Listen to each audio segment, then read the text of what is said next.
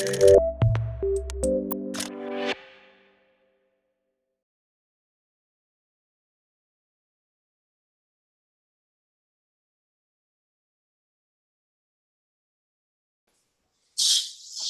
everybody. This is Kevin Raber, and you're back for another photo chats at photoPXL, photopxl.com. Thanks for being here today. It's February 25th, and we have a really special guest today, Eric Meola, and we'll talk a little bit more about that in a second.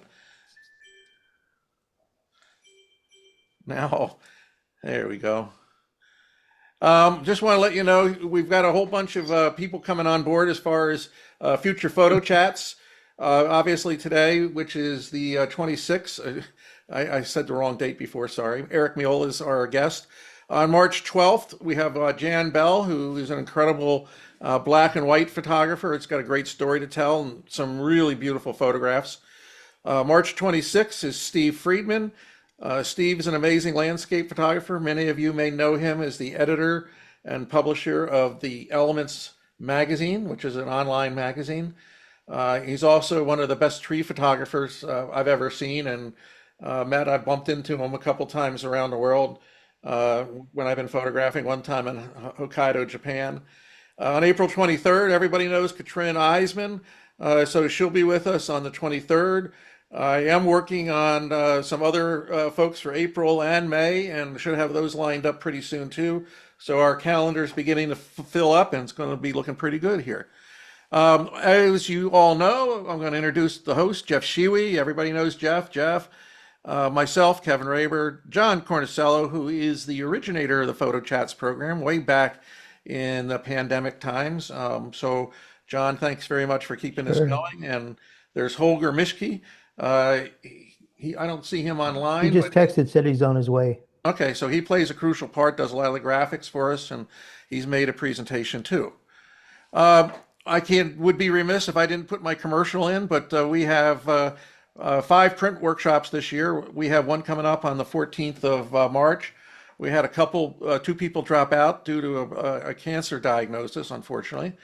But we still have a few people left. It does provide some new spaces. So if you want to do something last minute and join Jeff and me in a fine art printing workshop here in Indianapolis, please go to rockhopperworkshops.com and get the information for that.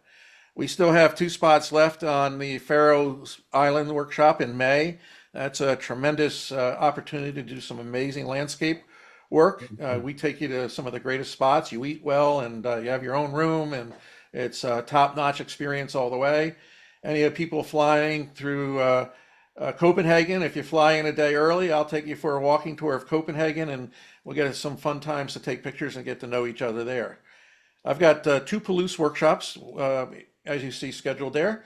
The Palouse is in the southeast corner of Washington State. It's kind of like the Tuscany of America. I have 1 spot left on each of those workshops. So if you'd like to be part of those, go take a look at that and come on board. And then we do the Palouse again in August when it's harvest, and it turns from the green, which is what we see in June, to gold in the harvest time. So it's a lot of fun.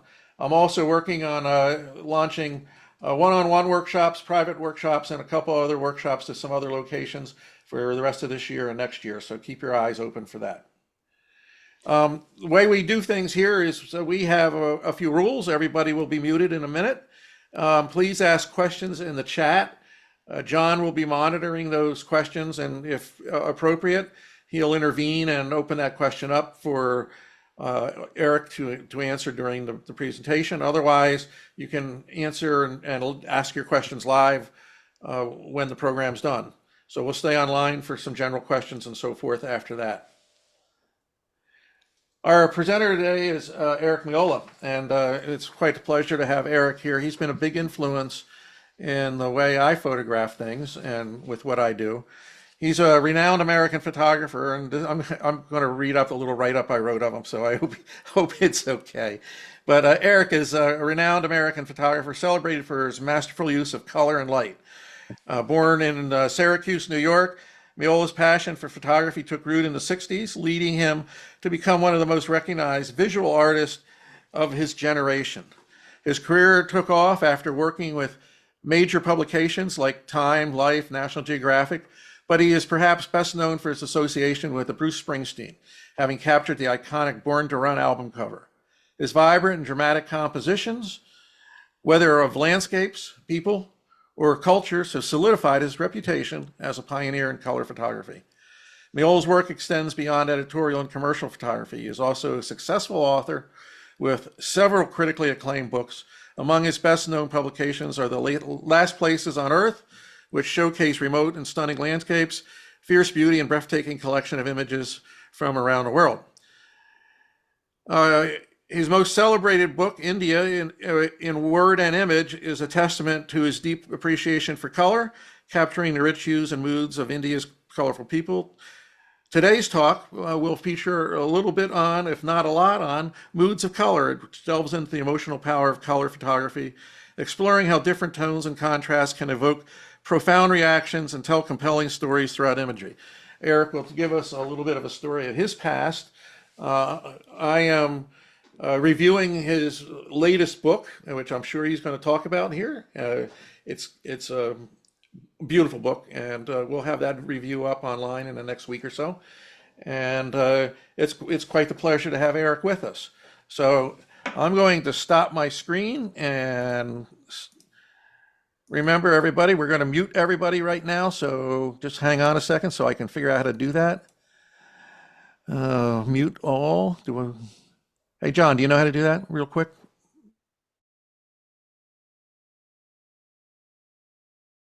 Done. And okay, there we go. Eric, make sure you're unmuted, please. I am unmuted. And the show is all yours, sir. Sounds good. So I'm going to show a lot of photographs today, probably way too many. And I like to think in a linear way because I think people appreciate your thinking in a linear way, progression from the beginning to the middle to the end of the story.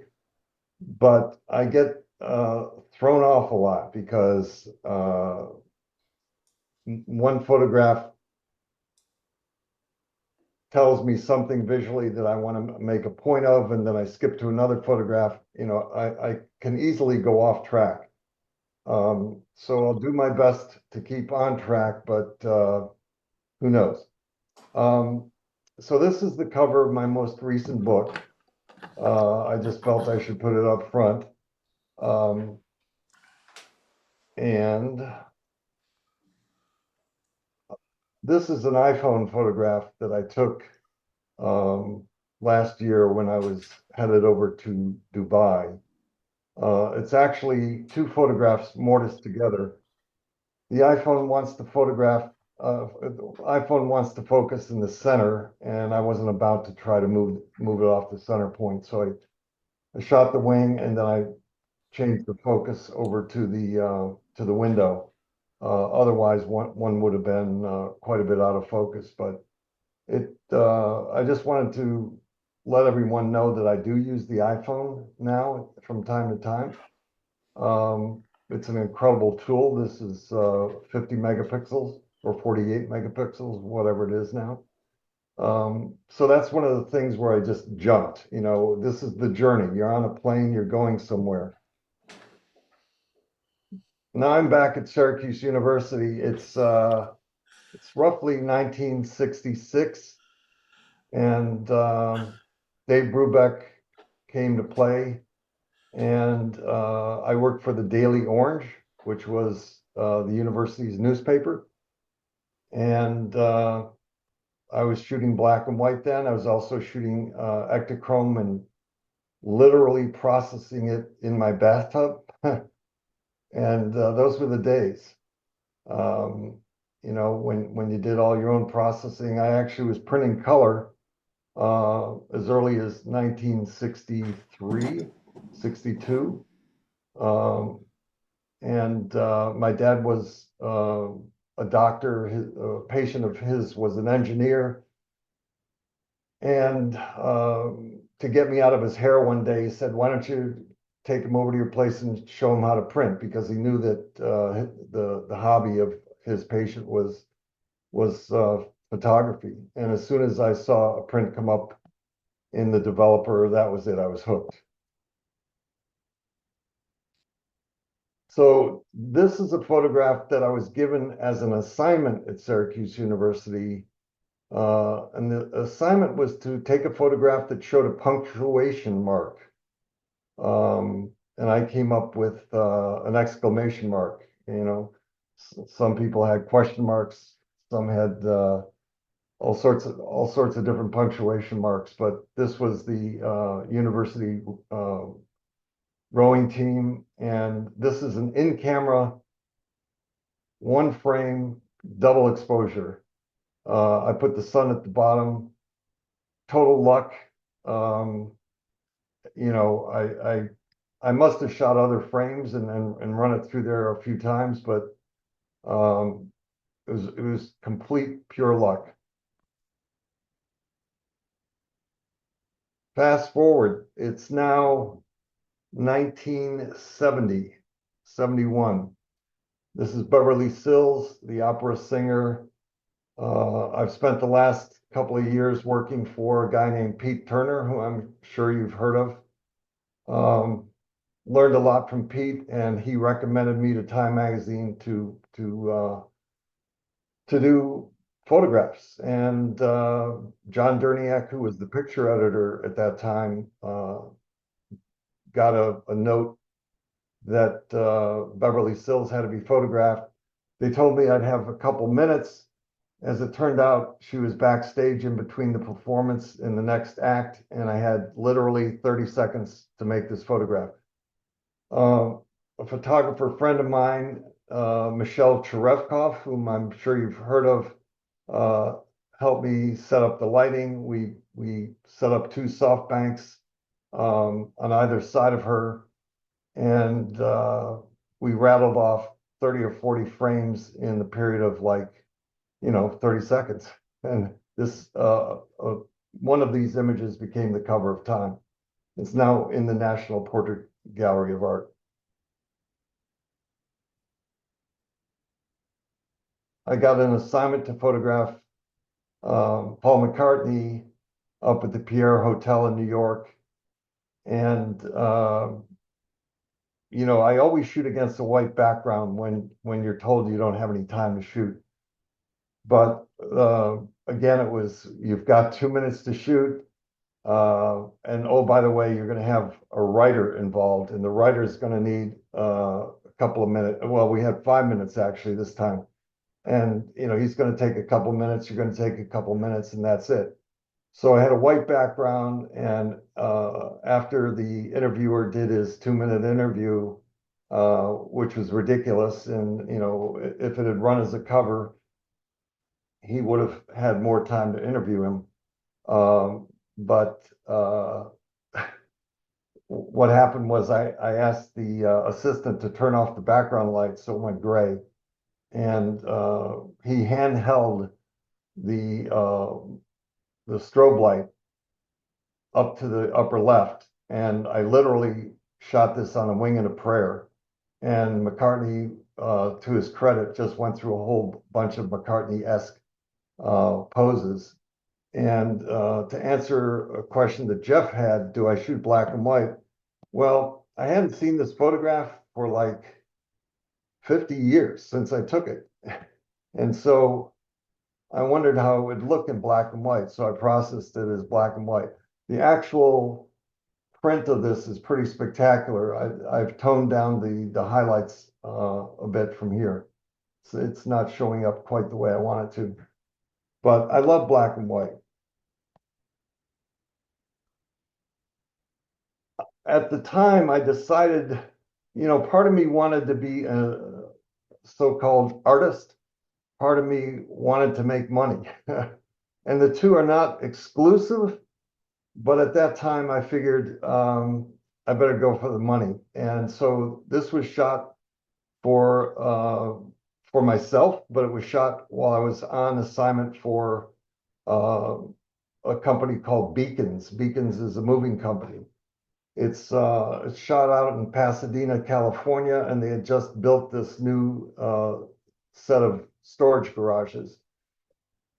And as soon as I saw them, the red, white, and blue. The original doors were a deep orange, but I changed them to red. At that time, I did it in a dye transfer print. These days, I do it digitally. And I got the idea that it'd be great if we had like a Cadillac in there. And I asked the assistant to keep his eyes out when we were in Los Angeles a few days later. And it was incredible luck. This guy pulls up right in front of us. He's got this 59 white Cadillac, and he gets out and crosses the street, and we can't catch him. So we left a note on his window, and sure enough, he calls us up, and he was so happy to go there as long as he got a print. And we put the Cadillac in there. I had no idea what the hell I was trying to say with the picture, but everyone seemed to love it. The George Eastman House asked for it to be in their permanent collection. Um, you know, one of the things I wanted to stress in talking with you is that old Latin phrase, carpe diem, seize the day. You will have certain moments in your career when you have no idea what you're doing. You're acting on a hunch, that there's some reason behind what you're doing, and you've got to take advantages of those hunches. All the time I was shooting commercially, I was trying to do photographs like this. And this is another one I did out in California. Excuse me, I gotta get some water.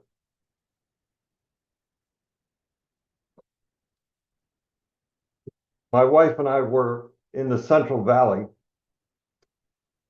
and the sun was dropping out of the storm clouds up above.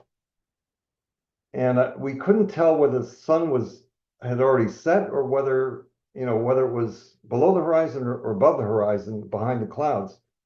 And so I put a 400 millimeter lens. We were in the car driving along. I put a 400 millimeter lens on the camera. And all of a sudden it dropped below the horizon, and this dust storm came up, and I got this shot. And again, while I was shooting commercially, I was always shooting for myself as much as I could. And I think that's one of the keys to whether you want to call it success or just building your career or building your portfolio. I was deeply into showing my own style of work and trying to make money at the same time. This will give you an example of how crazy things could be. This was shot with an 8x10 Sinar camera. The bellows, this guy was maybe 4 inches long. You can tell how small he is because of the ring.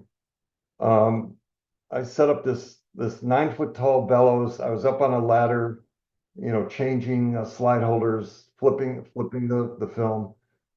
And I think this was shot at like f/64 or f/90 with these 50,000 watt second Ascor strobes.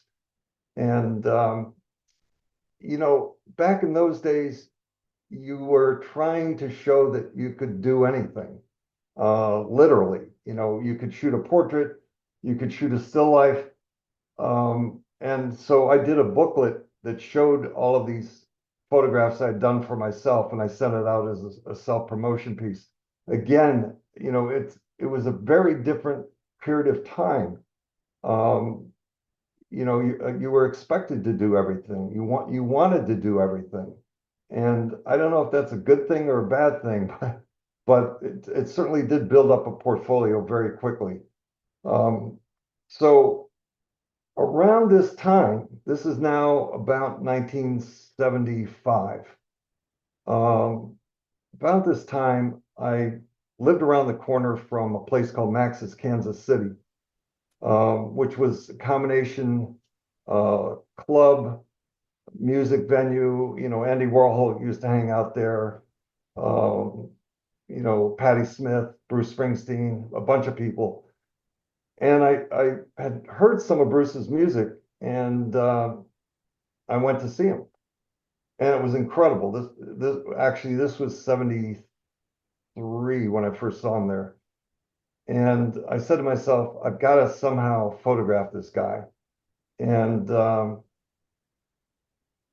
put it off. I went to see him again the following year at a different place. The bottom line, again, I said to myself, I'm going to photograph this guy. And I only have this postcard that I sent him because a collector sent it to me and said, I'll sell it to you for $5,000. So here it is. This is the postcard dated April 4th, 1975. Bruce, I'm in town for a couple of weeks. I was going out with this girl, Barbara, and Barbara and I would like to come and get sometime soon and take some shots. I sent him a postcard because the cover of his first album was a postcard. And I was goofy. I was young. I didn't know what I was doing. And the next thing I know, he calls me up and says, come down to Asbury. So I took a train down there and we went out driving around. And this is one of the first shots I ever did of Bruce, which ended up being this album cover that I shot 2 months later, the cover for Born to Run. So I've been listening to Bruce. I've been going to shows for about a year after that, and I'll come back to those two Latin words, carpe diem, seize the day. You've got to go with your gut and your instinct. And there were a bunch of people who were following Bruce at the time, and we just knew that he was going to go somewhere, so to speak. So this is a whole series of shots I did. This was the art director who came up with the idea of extending the background so that, the album folds in the middle. And he died about 2 months after I took this picture. He lives out near me. His name is John Berg.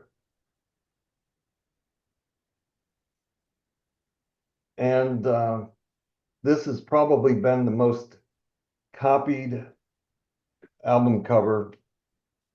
It's sort of like the Bernie Sanders meme. I wanted to shoot against a white background because of just the reason that John Berg was able to extend the background. It's easy to extend white, it's easy to extend black. But it's been the most ripped off album cover, except for the Che Guevara album cover. I get about 3,000 or 4,000 misuses of the image every year, every month. But I will say this: I would have been able to put half a dozen kids through Harvard Law School for the money that I made on shooting this. We shot for about 2 hours in the studio. Carpe diem, seize the day.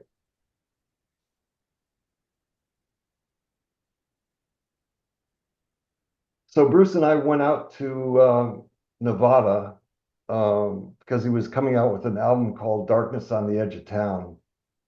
And I had researched this area just east of Reno, west of Salt Lake City on Highway 40 that had some spectacular scenery.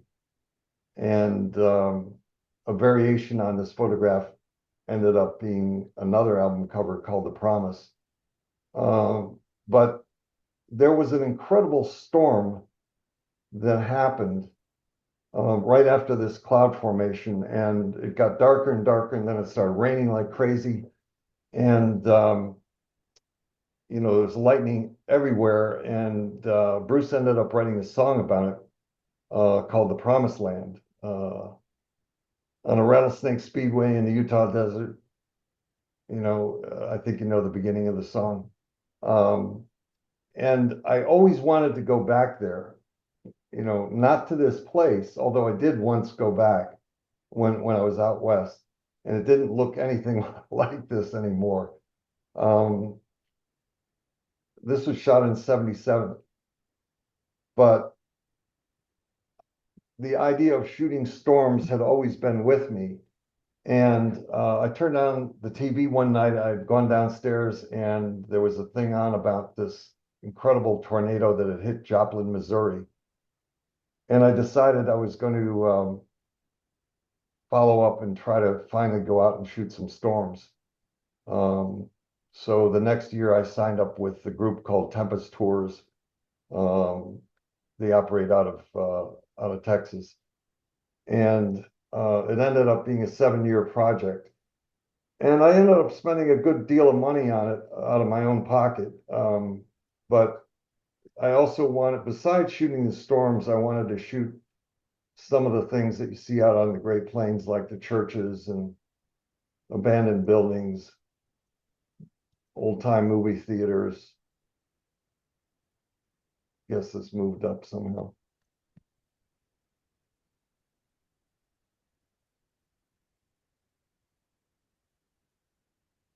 So it was important to me to just not shoot the storms. I mean, I fell in love with the country out there. It was beautiful. And this is a prairie fire. They set fire to the prairie to, once the fire burns out, the soil is richer, there's more compost. And just the flatness of it, the cloud formations that you got. There's nothing been done with this photograph. It's a straight shot. Someone lost their wallet, and we wouldn't have seen this photograph. We located the guy's wallet by GPS, and it was 60 miles back where we were. We got back there, and everyone's looking down to the last few feet for the wallet. And I look out, and I see this. It ended up being the first picture in the book. And this is a shot that goes with that earlier shot where the cowboy's riding through this is a straight shot. He's riding through the embers of the burning fire. I had tried to get something like this for 3 or 4 years, and I kept going back to it, and it just didn't happen. And then I ran, my luck was good, this last time. Anyways, let's go to the storms. I'm sort of trying to keep track of the time here and where I'm going with this, but I wanted to show you these storm pictures. It's incredible. I mean, you'd go out and you'd be out there for, I would go out for at least 3 trips every spring. And for maybe that would be a total of about 30 days. And maybe 25 of those days, you'd see nothing. You'd see something interesting, but it wasn't great. And I mean, you'd be up from the crack of dawn till, 1, 2 in the morning the next morning. But when you hit it, oh boy, you hit it big. I mean, that was the sky. It's just like this pitch black gray. And, it was so exciting to be on a road where there were all these phone poles. I mean, it was just, something that I always dreamed of in the back of my mind. You always see these phone poles out west that go to infinity. And then mammatus clouds.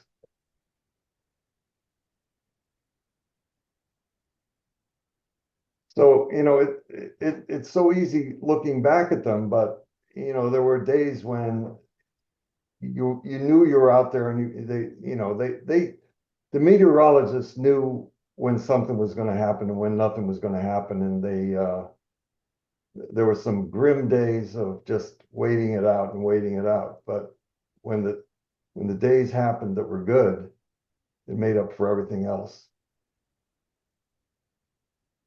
So we were in Oklahoma, Kansas, Nebraska, the Dakotas, Wyoming, Montana, Colorado, went down to the border along Mexico.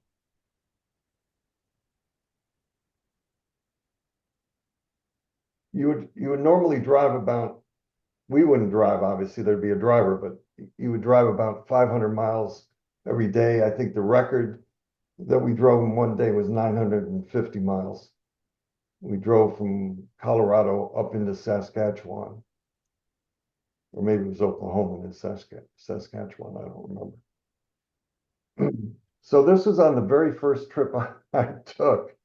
And you know, it's a little like being in on a roller coaster ride and you're not sure what's going to happen. I think you can make out there's a lot of debris in the air there. And what was happening was this was a funnel that was right over our heads, literally over our heads. And the people we were with were really safety conscious. You know, they would not, just absolutely not let you do something that was crazy, you know, and they wouldn't do anything that was crazy. But this happened in a period of like 15 seconds. This thing just whipped out of nowhere, and you can see the movement of the clouds and the whole thing. It's not my sharpest photograph, but that sort of adds to it. And I was looking to give you an idea of scale. This is a 20 millimeter lens looking, you know, more or less straight up 45 to 90 degrees, somewhere in there. And if that's a 20 millimeter lens, you get a sense of how big that thing was. And we got out of there right away.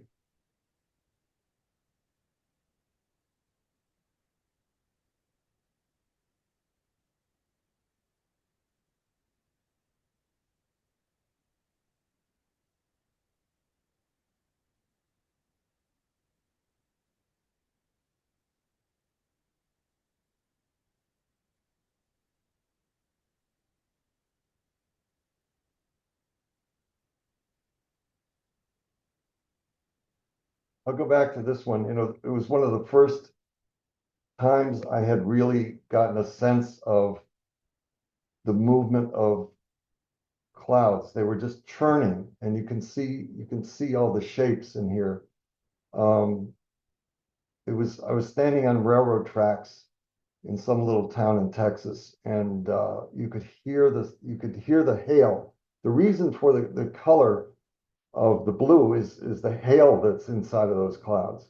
And you could hear it churning and mixing, and the idea that what you're listening to really is hailstones against hailstones.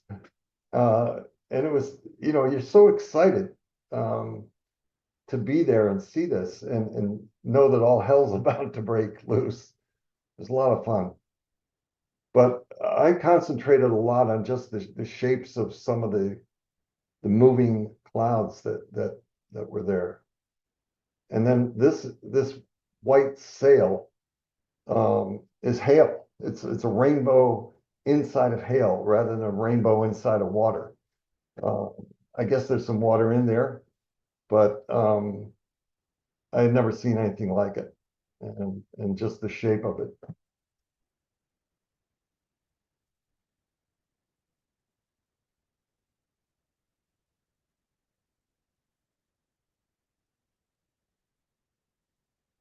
I may have doubled up on a photo. I think this one was in there earlier.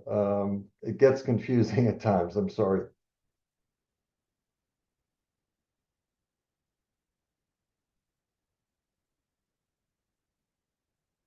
So this was the most interesting day ever, uh, according to one of the top meteorologists.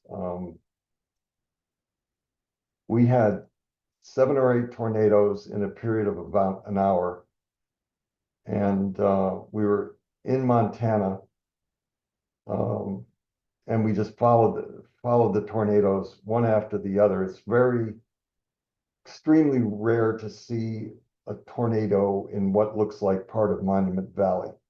But this is eastern Montana, and we waited around for about 2 hours, and I've never seen Bill, the meteorologist, so convinced that this was going to be a spectacular day. And he later on wrote an essay about this day. He'd been chasing storms for 35, 40 years at that time. And he's got photographs that, I just wish I'd been there as well. But he said it was the best day that he'd ever seen. And this was a double tornado in Kansas.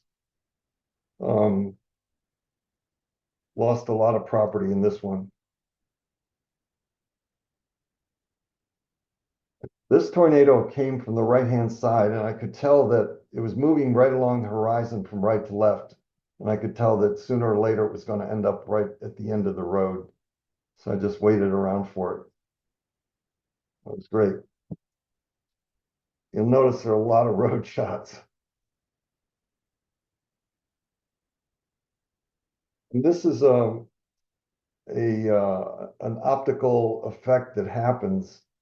I can't describe it, but essentially it looks like these light rays are not coming. The sun is at my back.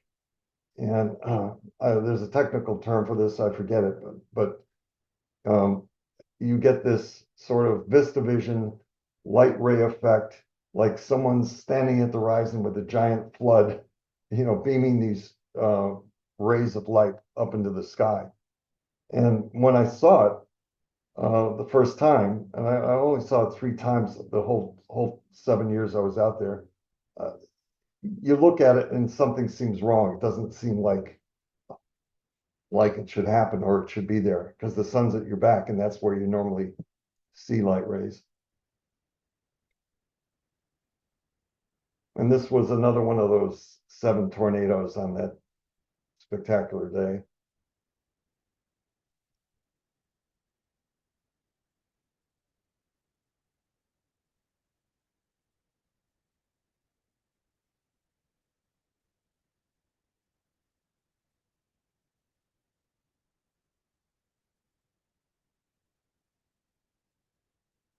Mammatus clouds. So this is what's called a shelf cloud for obvious reasons. But in all the time I was out there, I saw a bunch of them. One of the things that I learned about storm chasing is doesn't matter how wide your lens is, you can never get it in.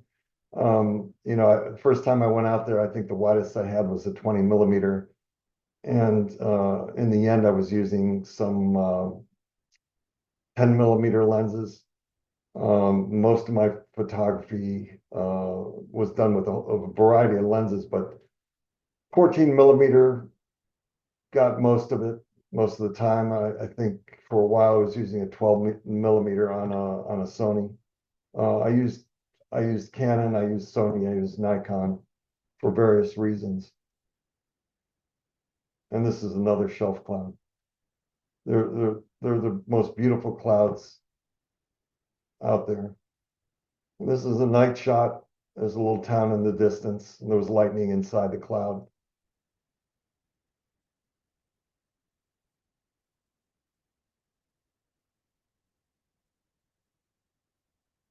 And I did this book, Fierce Beauty, Storms of the Great Plains, and we deliberately kept photographs of towns out of the book. We wanted it to be only about the landscape. So I wanted to get this picture in here. It was in a town in Texas.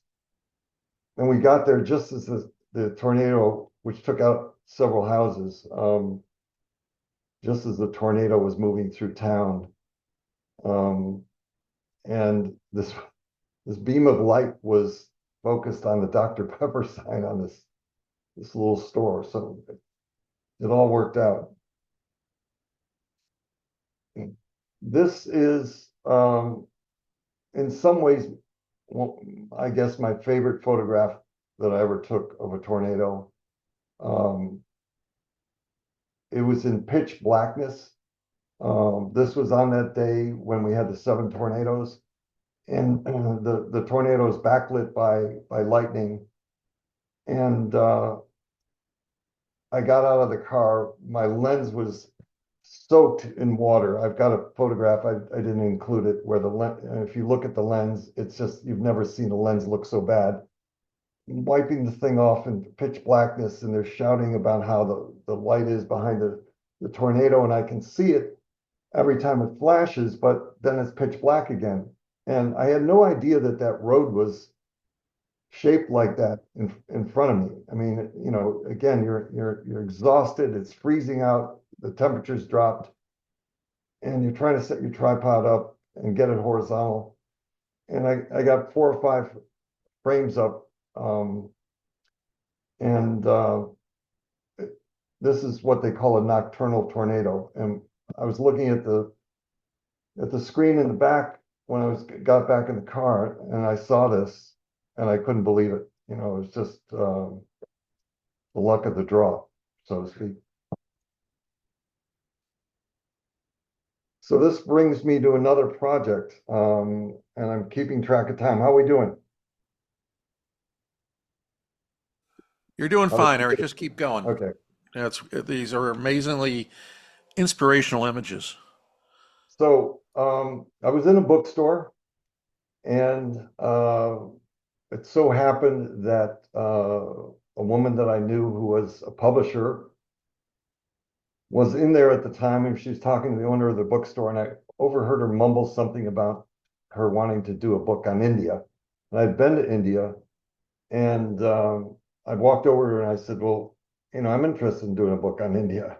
We got to talking, and the next thing I knew, she was on board. Of course, it was easy for her to say, sure, go ahead and shoot. But I wanted to do it in a way where I could spend a significant amount of time in India. I made about 20 visits to the tourist board, and there was a guy working there, Indian, of course, and he said, look, the only thing I ask you to do is make a list of everything you want to shoot, and you know, so I can see it and go over it. And naive as I was, I didn't realize that what he was talking about were like junkets, you know, where a travel agent would go for 6 days or something to India and, you know, hop from, you know, one town to the next. So I brought him this list that I had typed out, and it was like 40 or 50 pages. I'm not joking, of towns and the ceremonies and the temples, and everything was listed in incredible detail. And I was looking at his face, and you know, he kept very calm, didn't say anything, and said, okay, well, when do you want to go? And I sort of let him know that I wanted to go in the fall when it was cooler.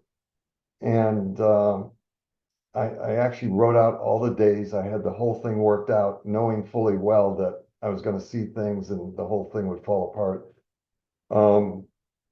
Unbeknownst to me, it comes back to that 6 or 7 day junket. And it got to the point where I was due to leave, and I still didn't have my ticket. And this was right after Christmas, and it's that, you know, those 10 days after Christmas that are the worst in terms of communicating with someone. And anyways, I finally got my ticket, and I got there, and that's a whole other long story, but I ended up staying for 3 months, and then I got to go back for another 3 months. And then I went back for another 3 weeks. I spent 7 months there, essentially, to do this book, India in word and image. So I went just about everywhere except some of the tribal areas in the far northeast. That was cloth being dyed.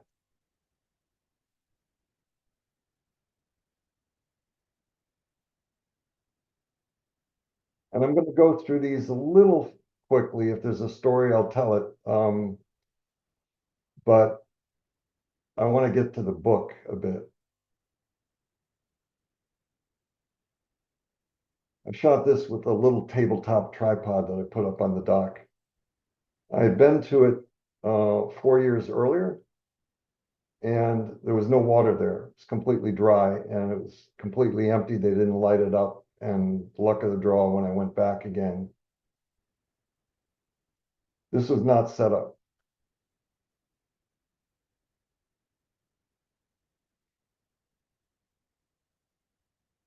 So this is shot with, in the early days, I think this is the Canon 1DS, the original one.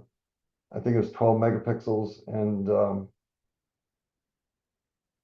you couldn't get a really wide angle lens for it at the time. And the only way you could do it, you could put a 19 millimeter Leica lens on it. I forget what it's called, a super angulon, I guess. But they had to shave the back of the mirror for the for the lens to go in. And I actually did it. And it was sharp, edge to edge. A tourist taking a picture of me, taking a picture of her. So I've got some strobe light in here that I brought, some little strobes to sort of fill in the light coming through the windows. This was a grab shot, believe it or not. I shot this shot 20 times and never got one nearly as good.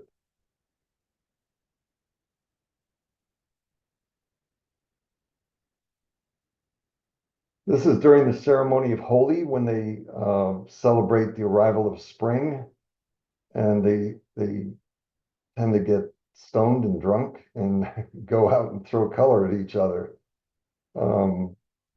So it was fun, but I lost a lot of gear on several trips photographing in the midst of these clouds of what was like flour, the finest ground flour you could imagine, except it was in bright colors. And I would go back to my hotel and shower, and then shower, and then shower, and it would still be there a week later.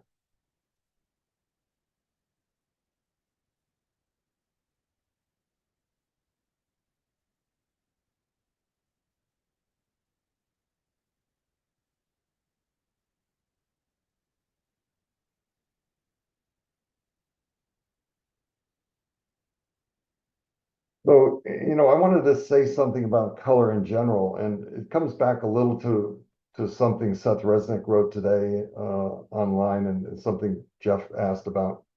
I live in this world of color, and color is literally my subject. Obviously, there's another subject, but um, I love black and white, but I don't shoot it. I love to look at it. And I have shot it from time to time, and I might do a book on black and white at some point. But I think having color is your subject is different than shooting in color. And it's I seek out places where there's bright color. It is, I make no excuse about that. It is what it is. Um, and India is certainly one of those places.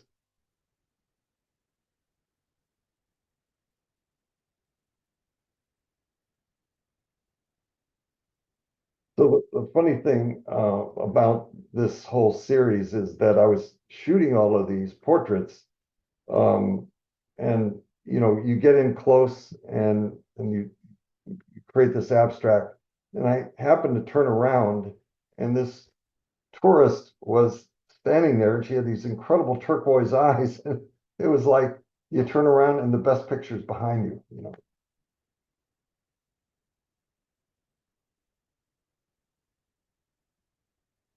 This is in the far north on the border uh, near the Himalayas.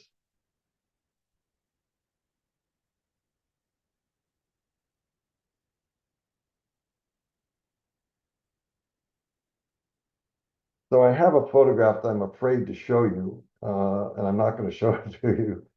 of these women walking toward me, because this is, you know, from behind and it's backlit and it's idyllic and you don't see their faces. But they were pretty ragtag, scraggly from the front. And I knew it would look better from the back, but not this good. I jumped out of the car. I had the 1DS, the Canon, I think it was 100 to 400 zoom at that time.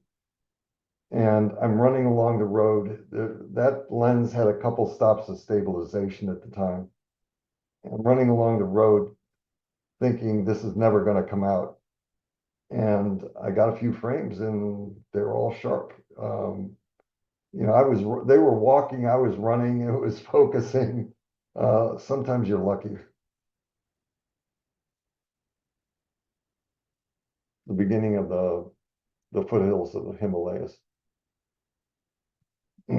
So this brings me to my latest book, which I wanted to do a retrospective of my career, because I'm getting to a point where I'm asking myself that age-old question of what have I done with my life? Have I made a mess of it, or have I done anything that's worth talking about, and that will stand the test of time? And I'm not the one to answer that, but I decided to put this book together because I also knew that in doing it, I would create new work, and I wanted to I wanted to see some of the photographs I hadn't looked at for decades and that were buried in my files. So I started scanning a lot of stuff. And I'll come back to this statement that colors my subject as much as the subject itself. So the book opens up with an essay on color, because I don't think photographers have read a lot about, the history of color. This woman, Carol McCusker, is a curator who wrote this 20-page essay on the history of color photography. I took out the middle section, got her permission to run it. And it was from, right after World War II to the dawn of digital, which is, the era that I grew up in with Jay Maisel and Ernst Haas and Pete Turner, Irving Penn, Hero, a lot of the color photographers I think the people in this audience grew up with. Sorry. And I wrote an essay myself on two of the people who influenced me. One was Pete, and the other was Ernst Haas. And, it starts out talking about my arriving in New York on a rainy day, and it's freezing out and it's snowing, and yet I'm really excited because I just got this job with Pete. And then all of a sudden it comes up 4 decades later, and Pete's at home and he's going to die. And we're talking about death. And we're talking about this photograph that he took called Rolling Ball, which it's on the wall downstairs in my house. And I love that picture. I wake up and have coffee and look at it every morning. And I wondered if it still existed. And so the next part of the essay is him and me going back and forth, getting details of roughly where he took it, but he has no idea. And then I go through a friend of mine named George Steinmetz, and we geolocate it. And sure enough, some guy had photographed it on vacation about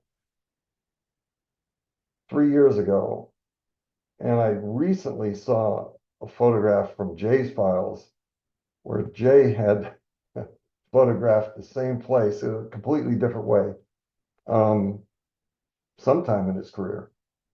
So it was in the Sudan, and Pete was able to photograph this triangular hut and place the sun so it looked like it was rolling down the edge of the hill. Anyways, so Carol wrote the history of color photography. I wrote an essay about Ernst and Pete and how they influenced me. And I started out the book with what is a color photograph, but sure has a lot of black and gray in it. And I wanted to have it offset the color that was about to follow. And this is on the next page. Highlighting that sentence that, color is my subject as much as the subject itself. So there's a lot of writing in the book. Each page has a photograph on it, and opposite it on the spread is an essay, a short story that I wrote about taking that photograph. So this is up in Iceland.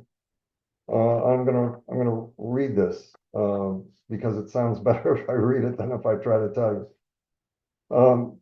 I had a choice: $1,600 an hour for a helicopter, or a lot less for a small plane. I wanted to drift, to look out at the alluvial sea of brilliant hues below, the outwashed plain of glaciers rich in minerals, the glacial moraines of pulverized rock and debris, the meltwater sediment flowing in brushstrokes into the North Atlantic. I chose the cheaper plane and the slow drifting dream time of letting my mind wander with the wind. No sooner had I strapped in when Omar, my 80-year-old pilot, accelerated across bumps in the farm field and opened up the throttle of the Cessna 172. I made a mental note to have an oral surgeon relocate my lower jaw, just as low-hanging phone wires leapt into view at the end of the field. Omar turned his deeply lined face toward me for a second and yelled, "Don't worry, we passed under the wires." And with those words lingering in my mind, he deftly passed the wings a few inches under the wire and between the poles, and we began to climb straight up into the clear Icelandic air. So it goes on for more. I'm going to skip it because I don't want to bore you with all this reading. And there's several other ones that I would like to read, but this was done in my studio. And again, the book it's about my career, but the idea is that, I think today, we don't have these opportunities to shoot everything you want to shoot. Certainly, if I was starting out today, I might do beauty shooting, or I might shoot portraits, or I might shoot landscapes or still lifes, but I probably wouldn't shoot them all. I wouldn't probably be respected enough to be, where someone would say, well, we're going to hire you to do this shot. So it was an incredible time where I learned a lot. I learned it quickly, and I made a lot of failures, a lot of mistakes, a lot of angry clients, but I also delivered the goods from time to time, and I guess I kept getting hired. So the caption on this is, the story on this: early in my career, an ad agency that represented medical and pharmaceutical clients contacted me to make a photograph of acupuncture. As I walked into the agency, I passed a magazine stand that had copies of Harper's Bazaar and Vogue on display, and I started thinking about the work of the photographers Hero and Irving Penn.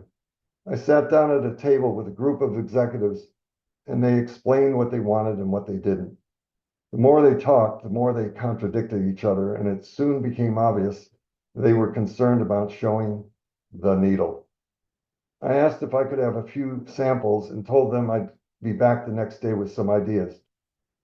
Within minutes of getting back to the studio, the elevator doors opened and in walked a statuesque Japanese model with the longest neck I've ever seen. In every career, there are moments of serendipity, and this was one of mine. She was on a go-see for another job I had, but I called her agency and quickly arranged to photograph her later that afternoon. I'll skip a bit. The drama of this photograph came down to the light and to the contrast and visual surprise of the model's long, elegant neck with a sharp, thin needle embedded in it. And I brought it up to the NC next day, and their jaws fell open, and they had no idea what they were, thinking. It was like each one turned to the next guy, and they all shook their heads, and I knew it was golden, and I got the whole campaign because of it. So, the the the shots that I'm going to show you from the book, or that I am showing you from the book, are out of sequence because I've taken some that were from India and moved them around to the India portion and things like that. But the photograph that we put after this was sort of a jarring one to put after it, but it's of a dinosaur's neck. So that I'd shot out in California. Um, so it just was a playful way of following the previous photograph with this photograph. This is one of my favorite places in the world,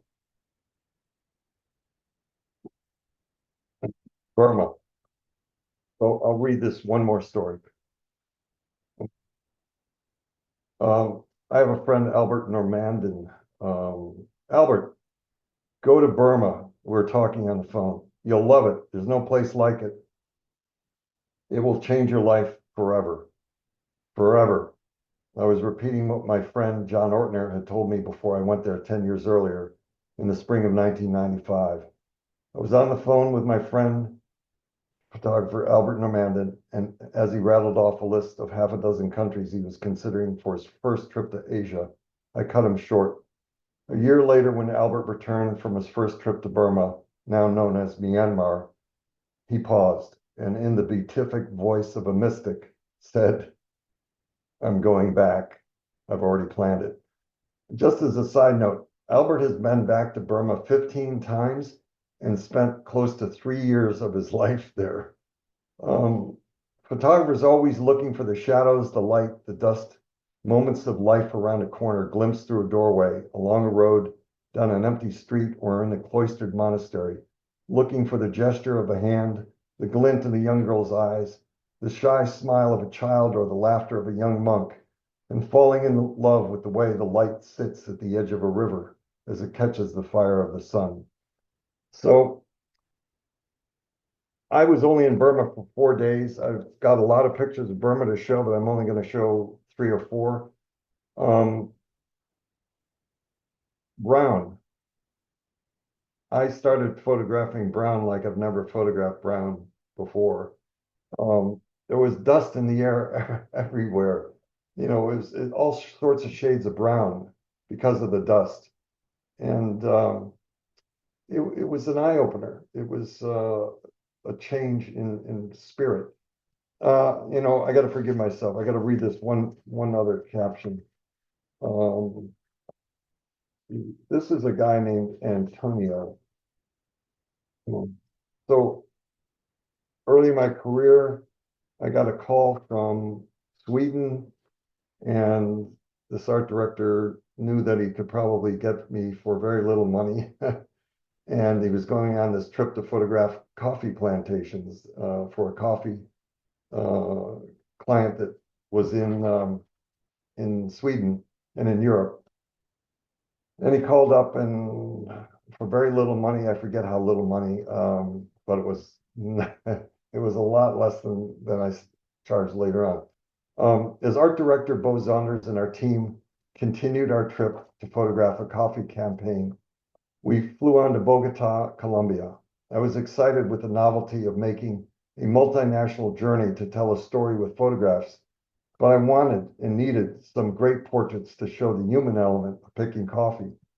One day we came across Antonio, and after making dozens of shots as he picked the red coffee berries off the trees, I asked if he would stand in the light just inside a small barn so I could make a few formal portraits of him. Shaking his head yes, he took his workman's red scarf, draped it around his neck, then lit a cigarette, folded his arms, and looked straight at the camera. In just seconds, he had made a remarkable transformation from a happy but tired and gritty laborer to a male model confronting the viewer straight on, ready for his Ralph Lauren moment with sunlight pouring in through the open door. under a heavily overcast sky and using manual focus and manual exposure with Kodachrome 25 and a Nikon F2. I had to put the camera on a tripod. Using a cable release, I asked Antonio to hold still while I shot several frames. It goes on, but again, I'll leave it there. So, what I wanted to do in writing these stories is, it's one thing to show the photograph and a couple sentences about it, or a caption, Bogota, Colombia. It's a whole other thing, especially to photographers, to get a sense of what you had to go through back then to get photographs. So as I said, each photograph is has opposite it the text that goes with it. And this was another one of those shots that I did when I was out in California. I used to do a lot of shooting in the Mojave Desert because there's all sorts of desert formations there and landscapes where you can put a bathroom sink or something, whatever it was I was shooting against the landscape, and yet get time to do things at night for yourself. I got an assignment. I think I might have gotten this from Jay, who was shooting for Sikorsky at the time, but I ended up shooting helicopters from helicopters. So this was a shot done down in Dallas, and you were on a microphone to your pilot, but you're also on a microphone to the other pilot, or at least your pilot was on a microphone to the other pilot. And at the same time, you were on a microphone to your assistant, who was, loading the film Nikons and handing them back to you in the helicopter. And you were working with, you didn't have image stabilization back then. I'm not sure image stabilization is all that good in a helicopter, but because mechanisms are so fine, I haven't tried that. But this was really dim light, and I think this exposure is something like a 15th of a second. And the only reason it's sharpened is because of this huge Kenyan. It's called a Kenyan stabilizer. They still make them, a little company up in Connecticut. So we went around to Death Valley and New York, California, Texas, all over the place, photographing helicopters. Maybe I'll read this one last story if I can find it here. Yeah, I got it. Sorry.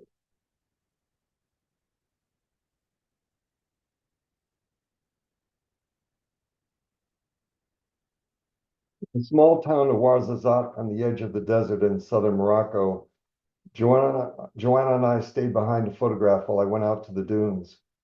I'd left our guide with her while I looked for a high vantage point from where I could photograph an overview. After I walked about a quarter of a mile into the dunes, I came across a Berber woman sitting alone, her hands folded on her lap.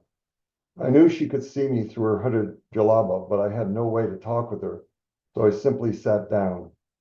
After several minutes of sitting together, I pointed to my camera, and I was surprised when she nodded, which I interpreted as her consent. I slowly raised my camera and made several photographs. We sat there for another 30 minutes, and of course, neither of us spoke a word. There was something very peaceful about the encounter, as we both realized the only way to communicate was with silence. Yet I could sense we were both enjoying each other's presence. Finally, I got up to leave, instinctively putting one hand over my heart, and I was surprised when she did the same. And then she clasped her hands together as if in prayer as I walked away. So as I mentioned, I reached a point in my career, life, whatever, where I was making some serious money, and it was addictive.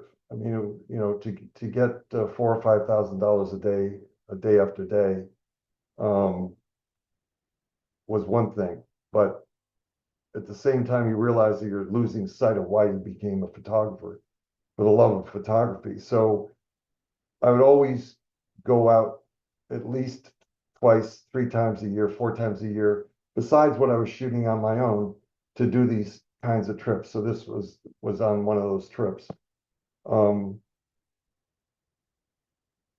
This has a long story behind it, but I'll shorten it up. I was sent to Haiti for Time magazine. I saw the sign at the bottom of a hill, and I kept passing the sign every day, and I knew I wanted to photograph someone walking in front of it. And I set up a tripod opposite it, and an hour went by, and a few people walked by, and nothing was great. And then this kid with these long, lanky arms and white shorts walked by, and I shot off I had a Nikon F, I think, shot off a motorized burst, and it became a pretty famous photograph. Life magazine ran it as one of the 100 best photographs of the century or something silly like that. And I don't think it's that, but it helped make my career. This is the arch in St. Louis. It's just the base of it, so it gives you a sense of the scale of the thing. But I'd never seen it photographed this way before, and it's just, I walked up to it and he ran by, and I saw this incredible scale, completely different sensibility. Of course, the light is at my back.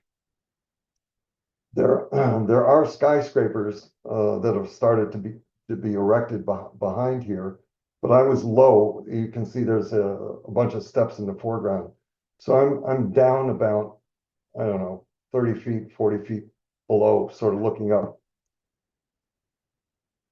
This is in Morocco, India. I went with Seth and JP, John Paul Caponegro, to Iceland in 2010. And when I had signed up to go with him, and when I heard that the volcano was erupting, which is in early April, I called him up. I said, we got to drop everything and just go now. And he said, we can't go now. It's not scheduled for now. So part of me said, I'll go now without these guys and meet them when they come here. And then I just waited around, and we got one lucky day. But this is looking into the crater, and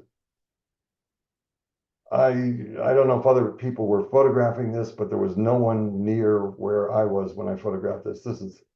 Gives you a sense of the ash cloud that this thing. A few of us stayed over for another week. Seth and JP had to get back for another trip. And one evening, as I was heading back to the hotel, we saw the light kept getting, warmer and warmer on the ash cloud. And I'd never seen a clear photograph of a volcanic ash cloud before. So Morocco, Mexico on that coffee trip. So most of these are photographs that are in the book. This is a whole series I did on rusted cars.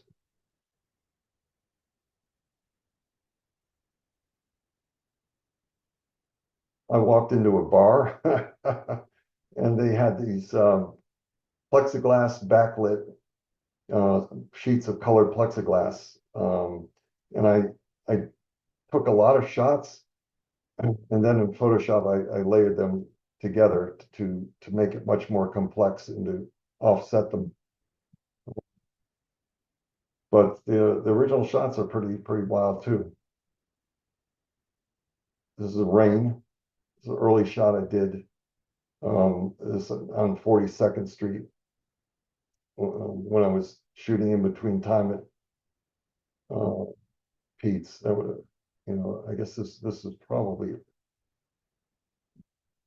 around 80. No, it had to be earlier. No, what am I saying? It had to be in the 60s.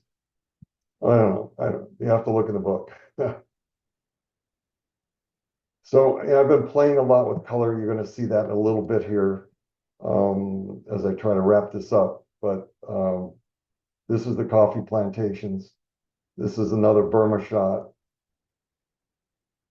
And this one's out of place here. I was doing a book for Kodak called The Last Places on Earth, and this is in Papua New Guinea. And again, when I had my studio and I'd finish up shooting, some ridiculous still life at the end of the day, or early in the morning, this was a sunrise. I try to go out and shoot, photographs of the skyline that had a distinct mood to them.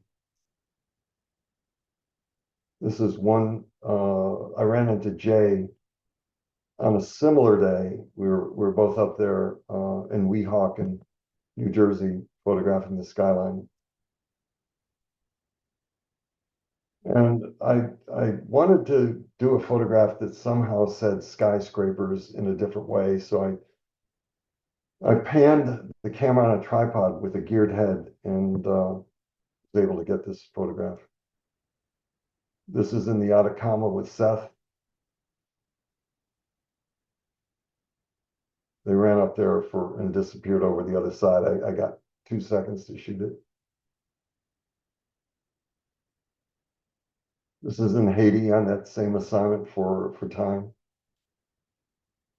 New Guinea. This girl was gorgeous. And she was a schoolgirl, and her friends and they were also awkward about posing for a camera. And they just ran across this park. This is in oh God, where is it? I can't think. Trinidad. And all of a sudden she kneeled down and she became her own person in this space. And it was a lesson to me to let your subject sometimes dictate the way to take the photograph or to pose it or to frame it. And with the two other girls, with their skirts in the hand coming out of frame, it was a lesson for me. This was a crazy guy in Haiti who was eating money, and what you don't see in the photograph is he has his hand extended. He's begging for money. This was another one of those life lessons. Shortly before this, our driver was shot to death in Niger. There's a whole story to that. You'll have to get the book to read it. Africa. Crossing through South Dakota in the Badlands. This is a 1 second exposure, obviously on a tripod, Kodachrome 25. Late at night and dusk, but it was for all purposes, blackout.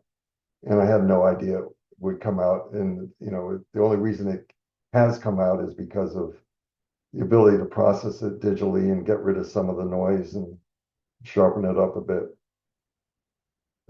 This was up in Canada. It's a building that it's sort of like the Jacob Javits Center in New York. They have all sorts of events there, and the windows had panes of glass with colored filters on them. So I just thought it looked great graphically. This was something I shot separately out in California.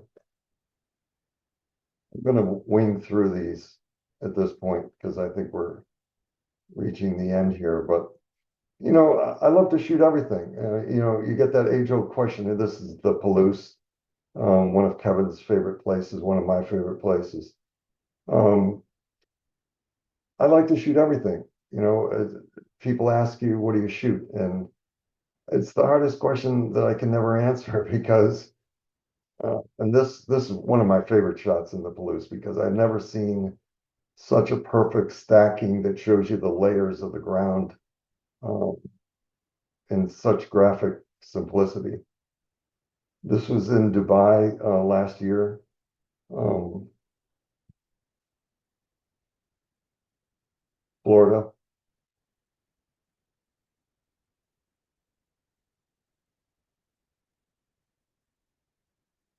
I think I might just try to drag this to the end here because I think we're coming up on an hour and a half, and I would like to get some of these other ones in. So this is what the last photograph in the book. It's a multiple exposure, and it was made in that building up in Canada. And it's got that rough texture to it because the floor was granite. And I shot the floor and I shot the windows. And I started to experiment more and more with this. Was done about 12 years ago. I started to experiment more and more with multiple exposures um, and with moving color. And that's sort of what I'm doing these days. They're very abstract.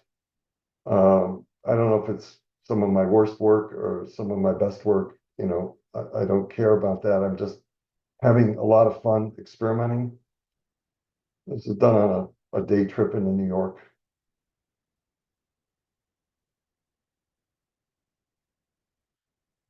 So this was taken in the Museum of Modern Art. It's a multiple exposure of a very graphic painting. And by doing the multiple exposure, I did two things. I think mine's better than his, number one. And number two, you wouldn't recognize it. Now that you've seen it, and if you run into it near the cafeteria, you'll know where I shot it. But I've created some mathematical ways of um, forming color into shapes that I could not do with the camera. So these all start out with photographs, and I can create different things from the same photograph. I'm not going to go into it. It took me over 3 years to get here, and it's only in the last 6 months that I've felt reasonably close to what I wanted to do to show these. But I call this one tulips. This is a tulip variation. You'll notice that there are almost infinite gradations here. Getting a gradation that doesn't pixelate is really difficult because we only have 16-bit. We need 30. Well, we can get 32-bit, but getting gradations at all different angles, at all different colors, all throughout the photograph. So you're seeing like 30, 40, 50 gradations simultaneously. And getting these curves is something that up until now, number one, I didn't know I wanted until I started seeing that it was possible. And it's this is just a blur of some of the other ones. But I'm having fun, and that's what I want to do. I love taking conventional photographs. This is a double exposure of Monument Valley and a sunset in Santa Fe that I did last year. This is just a blur of water down in Florida. This is the floor of Jackson Pollock's studio. This is a detail of Monument Valley. Another one of my rust shots. And this was taken in Patagonia. It's just blades of grass growing up in the water. And that's it, folks. I'm not hearing the audio. Yeah, everybody's coming here. Eric, thanks very much. Anybody that would like to unmute their microphone can do so. Let's do a stop sharing on your screen, Eric, and we can go into the mode where we can see everybody and see if there's any questions anybody would like to ask. First off, let me say thanks. You've been a long time motivation to my photography, especially because I'm a fiend with color like you are. Um, the the storm pictures were incredible, and so what I'll do is kick off a question or two. there. How many years and trips did it take to get a number of the storm photos that you showed? Well, I did it over a period of 7 years, and it took 21 trips out there. Spent the equivalent of about 200 days, something like that. Six or 7 months, all told. Um, Looking back, I think there's a lot of luck involved, because one of the things that seems to always happen to everyone is you're waiting for that moment, you're waiting for that day, and you get lazy, you get tired. You're sleeping in these really raunchy, horrible hotels. I won't go into the details, but the only word for it is grim. And you can't find a place that's open at 1 o'clock in the morning. They try to plan it, but when you're chasing one storm that's 300 miles west of you and another storm that's 300 miles east of you, and you find out halfway to the first one that you really want to go to the second one, you know, it wears thin real quick. And then the food is, forget it, a lot of junk food, and people start to get into junk food mentality. Occasionally, someone will sneak an apple in or a banana, but then it's right back to the gummy bears and you name it. And you'll find yourself getting brain freeze all the time. That's the worst thing, is that no matter how well you know your camera, you get into these situations where you're trying to get the lightning trigger to work. You're trying to get all sorts. You might have 2 or 3 cameras set up, and that's the other thing that's happened since I went out. When I first went out, there were very few cameras. A lot of people were along just for the ride to see the storms. As it went along, more and more cameras started to appear in the van, to the point where it's not, you're usually 3 abreast, in one seat, and then there's another seat in front of you, you're 3 abreast. You've got another seat up front with the driver and meteorologist and another passenger. But it went from only 2 or 3 cameras to like people with drones, people with Yeah, it gets crazy. all sorts of, everything from a 400 down to a 14, on 3 different bodies, and they were trying to do time lapse and lightning shots and cables and imagine getting out of the car and then getting in the car with food, and next thing you're fighting is all of these wrappers and stuff. So It's I was in the golden era of storm chasing. I think it's still a lot of fun, and you can still get great pictures. It's just more and more problematic. You're also fighting all the other vans and trucks and cars that are out there chasing with you. But yeah, it took 21 trips, and I think I was kind of really like fishing. fortunate. So, did you work with the same company or same guide every time, or Always Tempest Tours. what was it? Tempest, Tempest. They're the best. Cool. It's one thing that I haven't done yet in my life that I'd like to do. Yeah, So I'll shoot you the information. that'd be great. And your latest color work that you were doing with the gradations and so forth, that's a real switch for you. What motivated you to move into that direction? You know, a number of things. I've got some medical issues going on, so I want to work at home as much as I can. But it really started when I started doing these shots of art and getting interested in photography as art. And when I made that statement of, color is my subject as much as the subject itself, I started looking at photographs and saying, you know, this Coca-Cola sign wouldn't be the Coca-Cola sign if the kid wasn't walking by it. Yeah. But that's something we're taught. We're taught that we have to put this other thing into the photograph for it to become a photograph. As just a Coca-Cola sign, I don't think it makes it. But artists have conventionally just shown color, and that's what I wanted to explore. But I wanted to explore it in a way where you had to ask yourself the question, is this a photograph? You know, and I don't mind that. It's not AI. There's no AI involved in it at all. It starts with a photograph that I alter. But there are about 25 to 30 or more steps. And I'll get to, you know, I'll go down through all these steps, and they're always different, and they're always run into a dead end. And I'll leave it for a week and just keep experimenting. And I would say my failure rate's roughly 90%. Ah, So it's nothing where I can predict it, you know, but I have gotten better at it.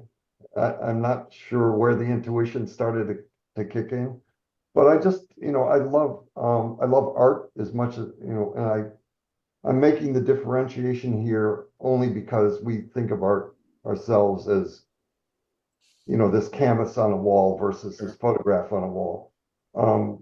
But I love going to museums. I love the artwork of sculptors. You know, that's where it comes from. I love it all. well, you've had quite the journey and amazing photographs. Um, I do need to get that Storm book somewhere, so um, I'm not going to pay the $4,000 price I saw it on Amazon for, though. I would let you have one, but I don't have one. No, I understand. I I'll do find have one one, somewhere but sooner or later. yeah, It'll show up in there. I wish I would have gotten it earlier on. So, yeah. let's open up questions for anybody in the audience. Yeah, John, Jeff has his first off, hand do you up. have anything, John? I don't. There was only just one question at the beginning from Jim about if you really traced all those misuses of the album cover or I'm sorry. I of didn't. the Springsteen album cover. You said there's so many misuses of the Oh, image.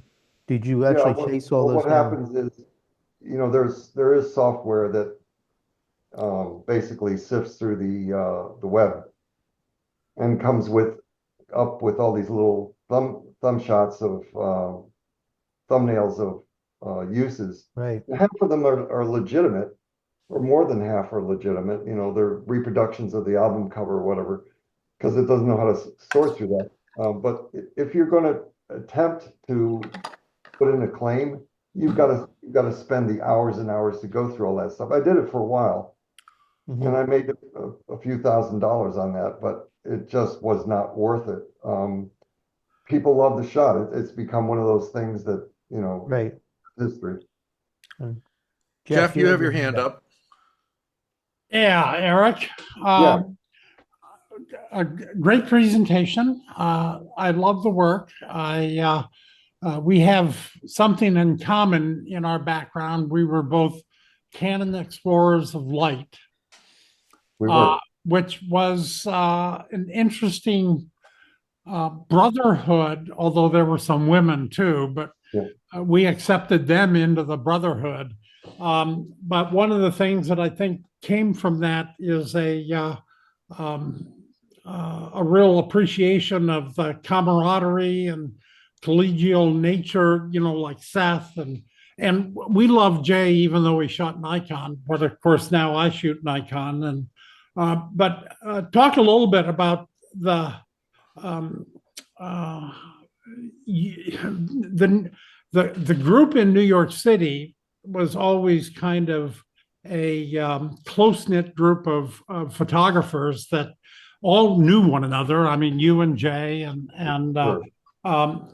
so um, the other thing I was going to ask you is you're a quote color photographer. I took a workshop from Arthur Meyerson, and one of the things he did was he introduced himself as a color photographer. And I said, what? That makes you different than just a photographer or a black and white photographer? And he said, well, the thinking on his description of being a color photographer is the relevance and the importance of color in what he does. And I think that applies to you as well. color is maybe a little bit more important to you than just regular photographers. Does that make sense? It makes a lot of sense, and I agree with it. I mean, look, to me, there's a photograph I was going to show of this piece of art in the Museum of Modern Art. It's about 8 feet tall. It's about 20 feet wide, and it's bright red. And I think there's a total of 5 stripes of pale color on it, maybe an inch or 2 wide, and that's it. And I don't know what the price is, or what kind of price range. Not that the price matters, but I'm sure it's in the millions of dollars. And we look at that and we accept that as quote unquote art. And I happen to love that piece. I might have put the stripes somewhere else. I might have put 1 stripe. I might have put more stripes. I don't know, but ultimately, I'm getting to a point where I'm looking more in that direction. And Mark Rothko's work means a lot to me. If you look at Mark Rothko's work, I might post one tomorrow. I know I'm not going to get any likes on it, but it doesn't matter. His work is, essentially a blob of out of focus color, against the canvas, and sells for tens of millions of dollars. I love it. I guess I just like to look at color, and I think a lot of people like to look at color. Is there any creativity in it? Is there any craft in it? I don't know. There is.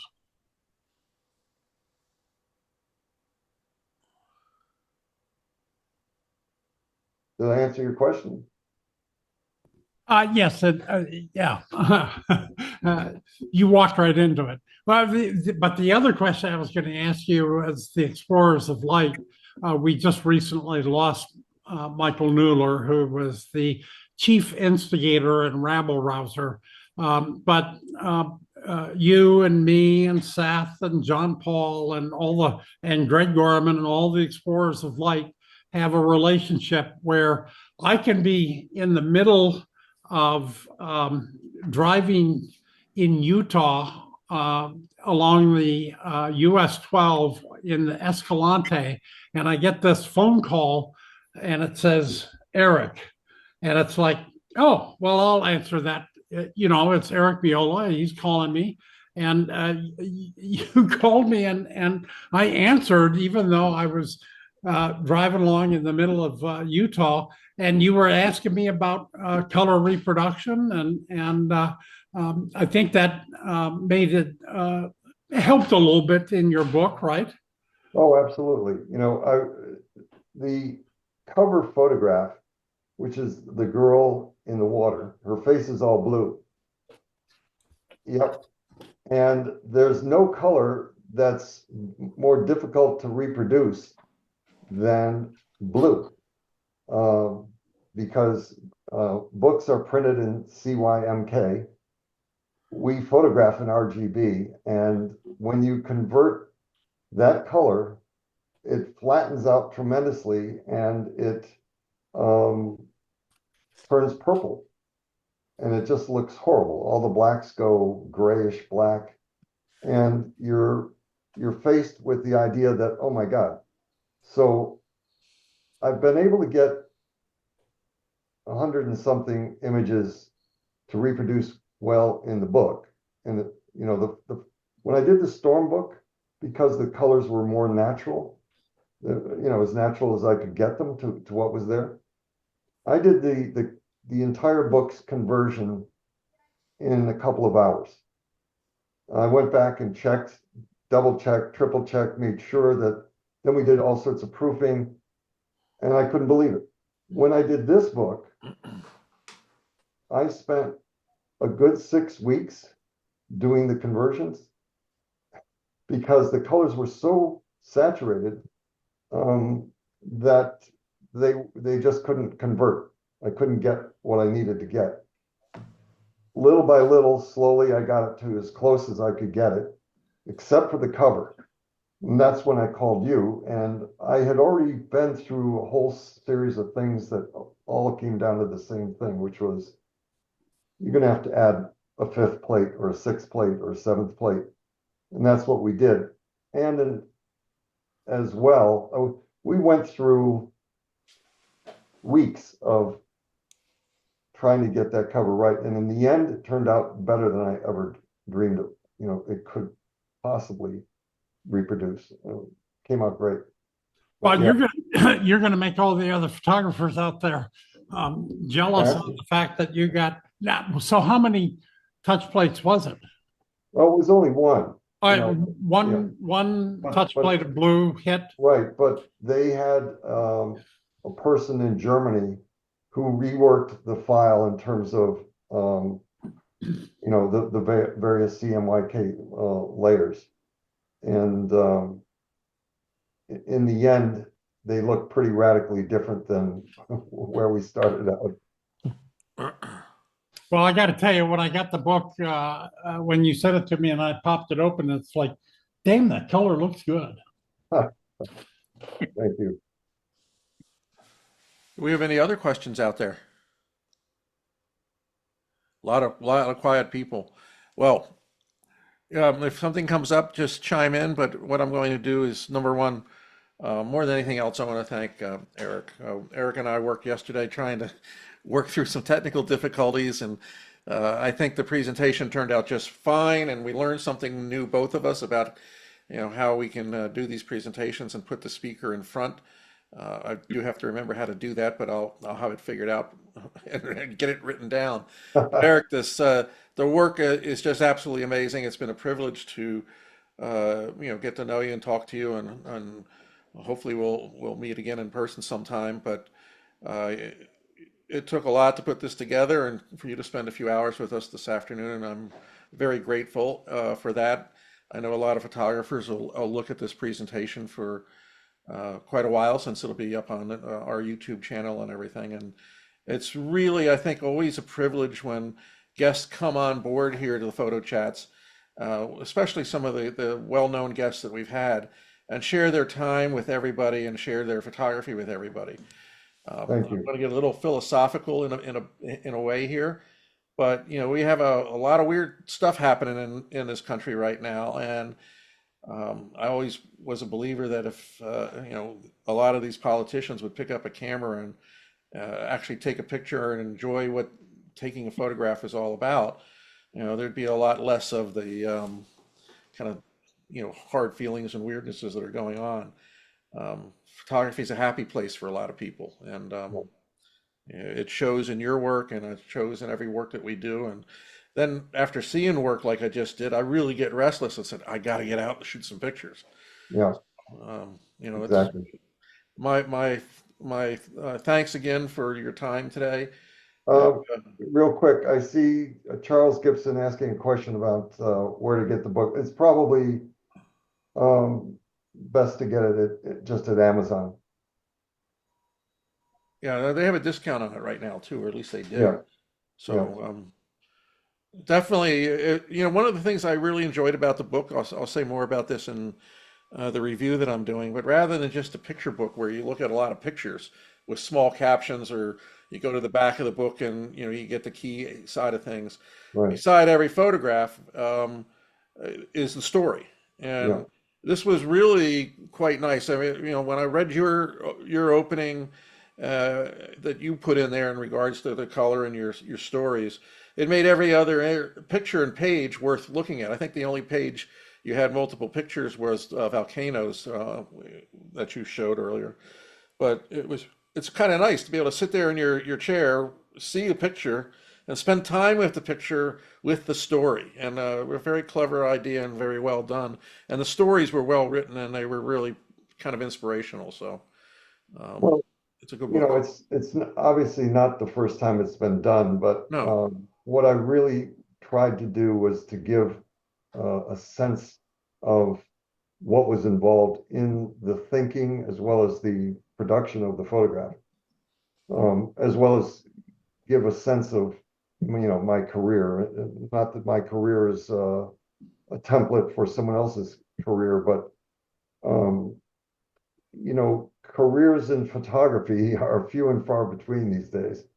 People tend to get more into the art end of it sooner, which is not a bad thing. But the glory days of having Irving Penn and Hero and Ernst Haas and Pete and Jay are fading behind us. So, Well, you're leaving, all your work behind, as hopefully all of us have done. It's kind of something, I'm going to also be doing a video, an article about this is, I'm doing a project this year called a print a day, where I'm making for every day of the year at least one print of my body of work, and maybe I'll do it again next year. As I'm getting older, and I've talked to Jeff about this many times and others, we have to worry a lot about our legacy. What are we leaving behind? And I figure a few hundred prints signed might actually go somewhere and be useful for the family or something. So I'm finding it a wonderful project to go back through my work. I have a file folder of 1,400 images at this point, and I'm still going through and redoing them. I'm working them through Lightroom again, as well as a program called Photo AI. If anybody hasn't used that, you really should take a look at it. It does some amazing work for you. But it's fun to do this stuff. Even if we're not out photographing, we're still doing something photography wise. And the print is the end product. it is, but it's not that much. A lot of people don't do that anymore. No, And so, it I doesn't. don't believe you have a photograph until you have it in your hands that you can hold. Exactly. So, Yeah, until you have a print, all you got is an image on a device. And that's not a photograph. That's just an image. It's open to, the color profile on the device. I mean, even doing this, seeing you right now, you look reasonably the color profile that I would feel is representing you. But as I present these images, I have literally no idea how it looks at your end versus at my end, and that kind of thing. It's always great to have the print either in your hands or on the wall, definitely. as the representation of what the photographer thinks they saw. Yeah. Well, anyway, once again, I'm going to say thank you and stop the recording. And if anybody wants to stick around for a little bit and just have a general discussion, I'll leave the site up here. But everybody, thank you for stopping by, and a big thanks to Eric for his time and his effort and sharing his knowledge and wealth, and more than anything else, his inspiration. So thanks, Eric, and thank you, everybody. Don't forget, watch your calendar for some of the next photo chats that we have coming up. It's going to be, we got quite a few interesting people I'm working and talking to. It's just finding dates is hard. So we'll see where it all goes. And John, Jeff, and Holger, thank you all for being part of this. I appreciate it very much.